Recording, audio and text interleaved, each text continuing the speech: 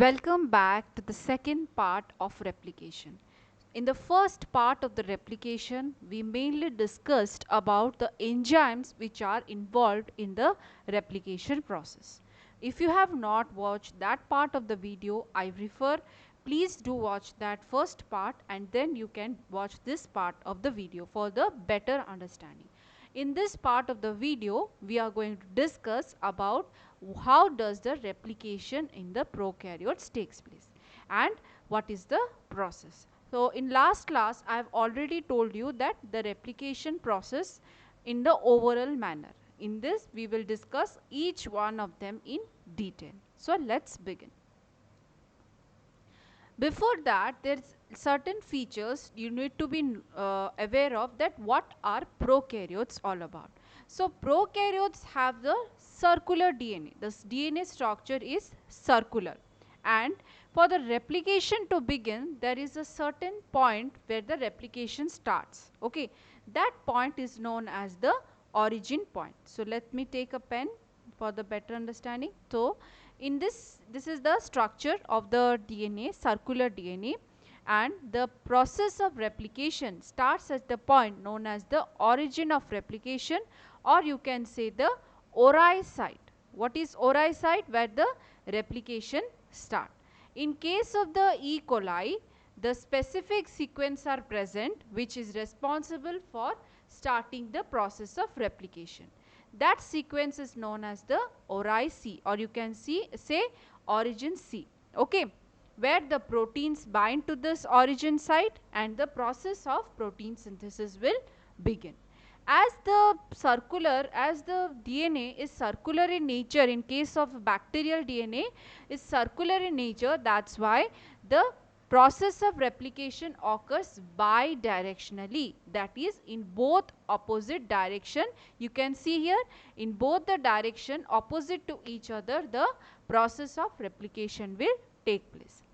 And the process of replication, whether it is eukaryote or prokaryote, occurs in three steps. One is initiation, second is elongation, and third is termination.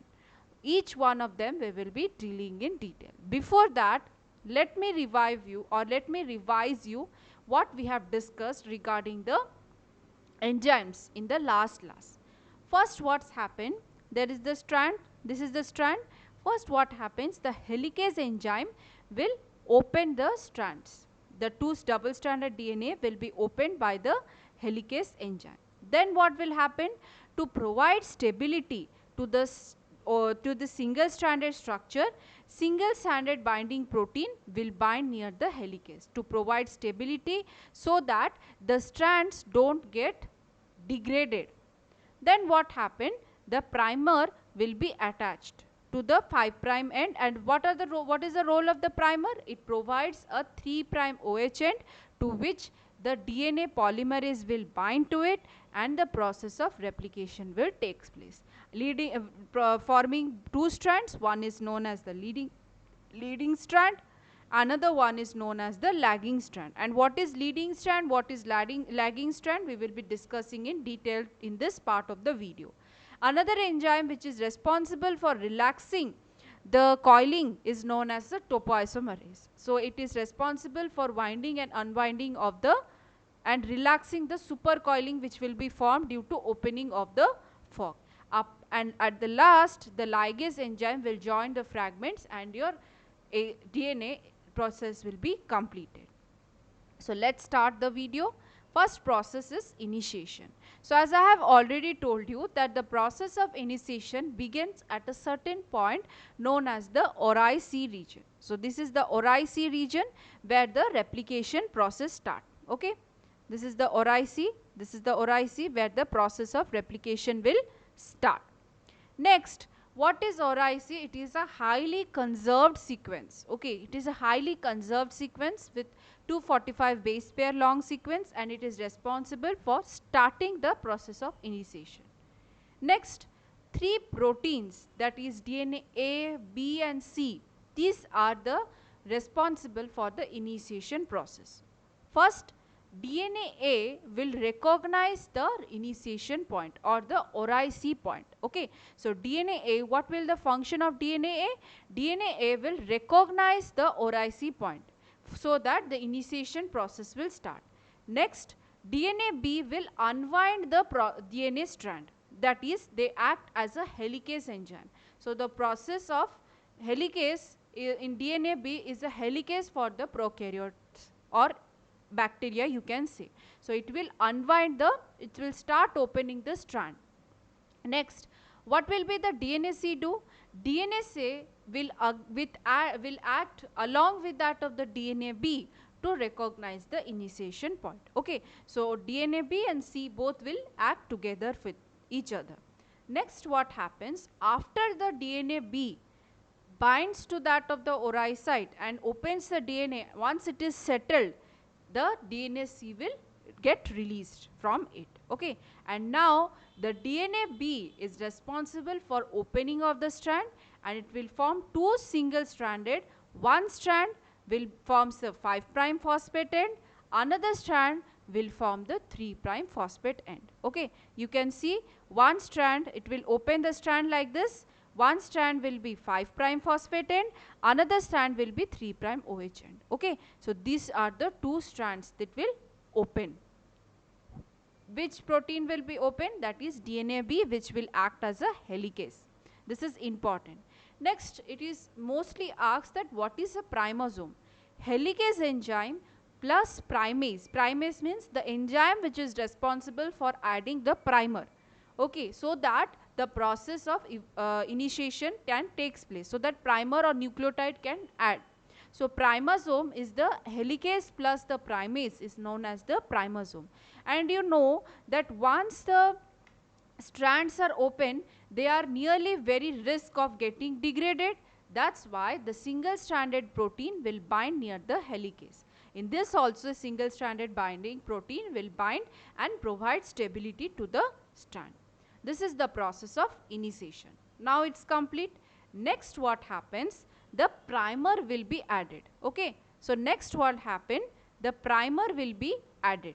Okay, the primer is responsible for providing a 3' OH end, free 3' OH end, so that the DNA polymerase will bind to the primer region, and then the process of replication elongation will take place.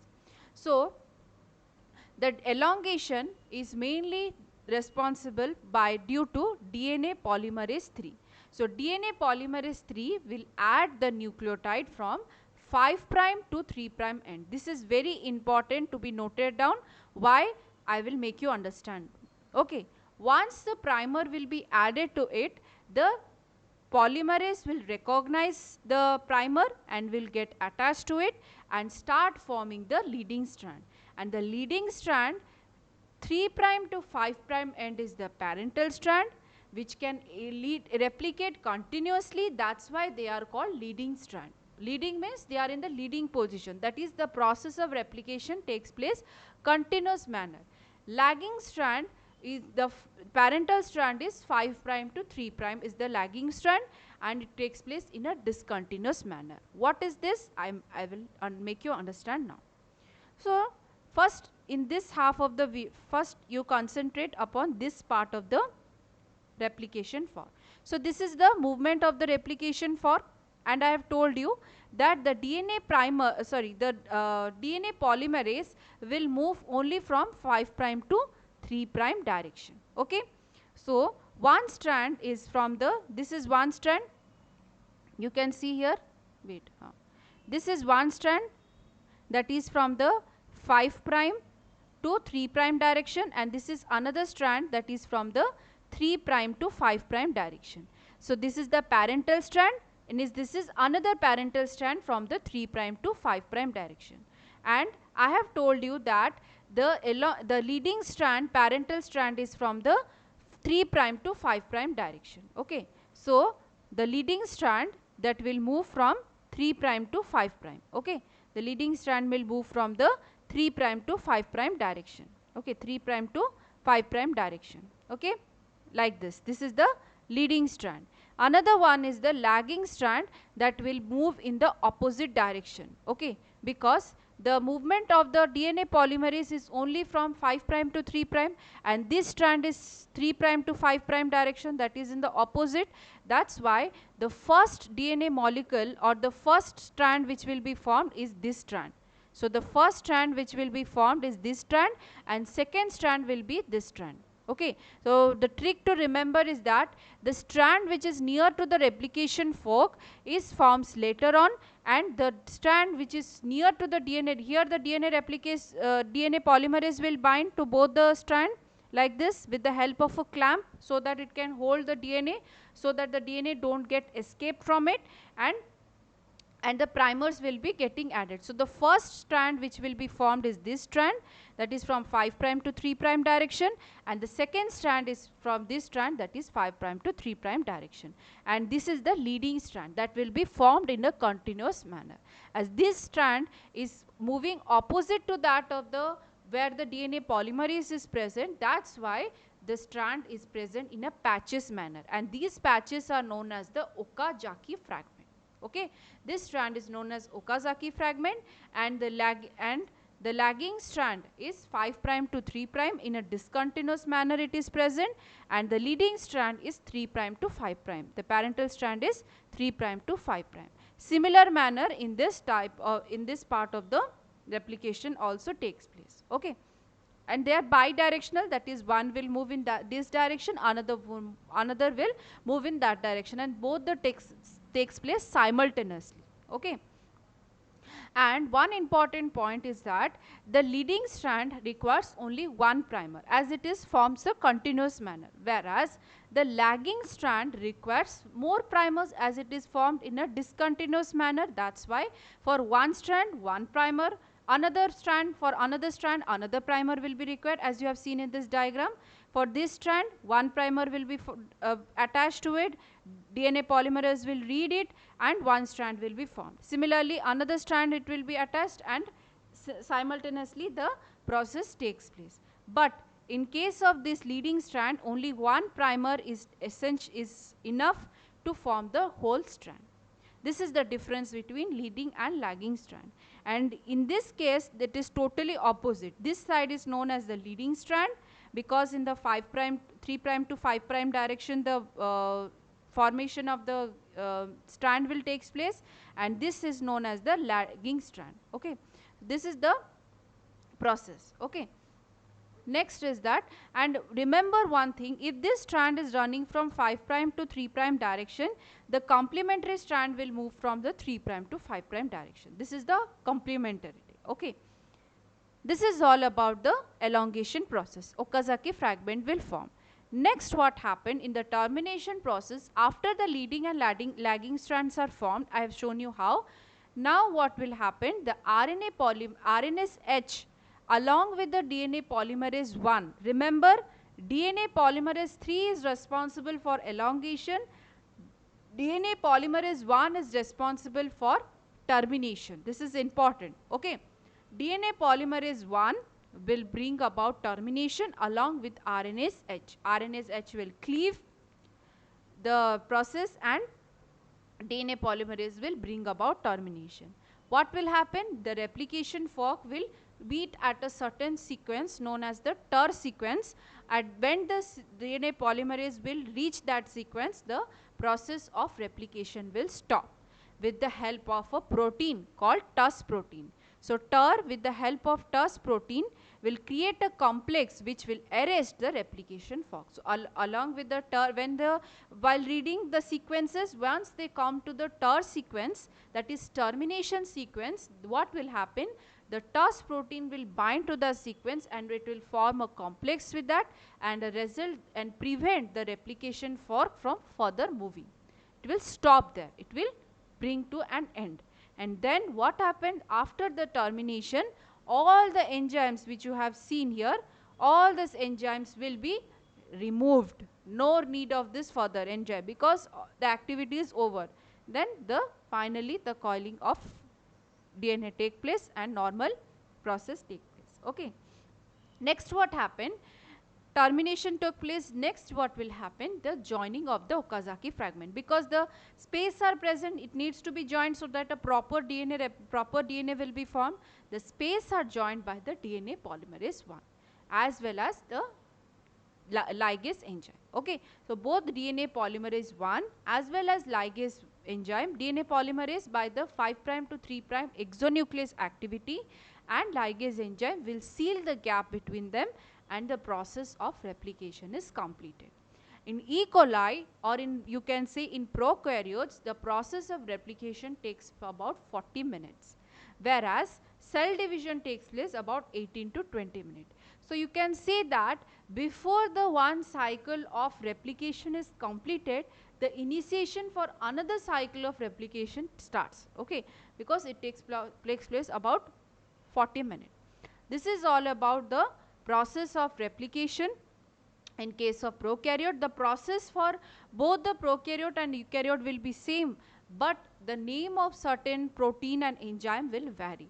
That is to be noted down. So hope you have been understood this part of the video. If you have any doubt regarding the replication, please do ask. I request you to watch the first part of the video so that you will be clear what is the role of single stranded protein, what is the role of each of the part of the enzyme, so that you can smoothly understand this part of the video.